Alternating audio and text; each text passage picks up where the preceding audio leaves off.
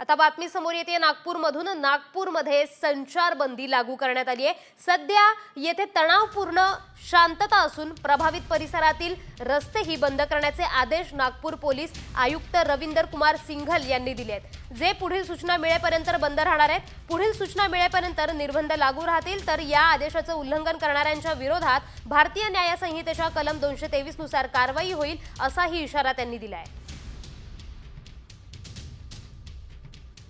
तर नागपुरात सध्या परिस्थिती नेमकी काय आहे पाहूयात ग्राफिक्सच्या माध्यमातून। तर नागपूरमध्ये तणावपूर्ण शांतता पसरलेली आहे। सध्या परिस्थिती नियंत्रणात आहे। पोलिसांचं रात्रभर कोम्बिंग ऑपरेशन सुरू होतं आणि 50 जणांना आता ताब्यात घेण्यात आलेलं आहे। महाल परिसरासह अनेक ठिकाणी संचारबंदी सुद्धा लागू करण्यात आलेली आहे। नागपूरमध्ये सर्वच ठिकाणी मोठा पोलीस बंदोबस्त तैनात आहे।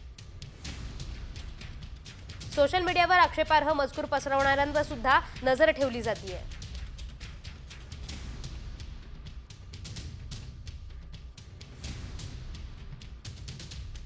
कॉमस्कोर नुसार आता isakal.com आहे देशातील नंबर 1 ची मराठी न्यूज वेबसाईट। प्रत्येक अपडेटसाठी isakal.com ला नक्की भेट द्या।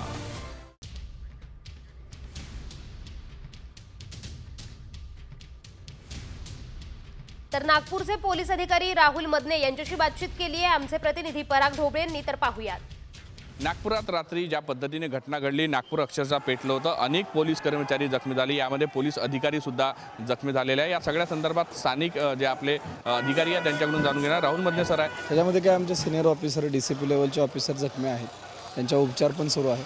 बाकी इतर कर्मचारी ACP पण आमचे जखमी आहेत, त्यांचा पण उपचार सुरू आहे। बाकी सध्या सिच्युएशन नॉर्मल आहे आणि अंडर कंट्रोलमध्ये आहे। ज्या ठिकाणी जो संवेदनशील भाग आहे, जो तहसीलचं पोलीस स्टेशनचा एरिया आहे, कोतवाली पोलीस स्टेशन एरिया आहे, गणेशपेठ पोलीस स्टेशन एरिया, त्या ठिकाणी काही भागामध्ये कर्फ्यूचा लावण्यात आलेला आहे आणि त्या ठिकाणी बंदोबस्त लावण्यात आला आहे। सध्या सिच्युएशन कंट्रोलमध्ये आहे। बाकी आमचे इतर जे DCP OW सातव साहेब आहेत, त्यानंतर चांडक साहेब आहेत, हे पण जखमी झालेत। सध्या त्यांच्यावर उपचार सुरू आहे। किती लोक सज्ज झाले याच्यामध्ये तर टोटल आकडा सांगता नाही येणार, पण बरेच लोक अधिकारी आणि कर्मचारी आमचे जखमी आहेत, उपचार घेत आहेत।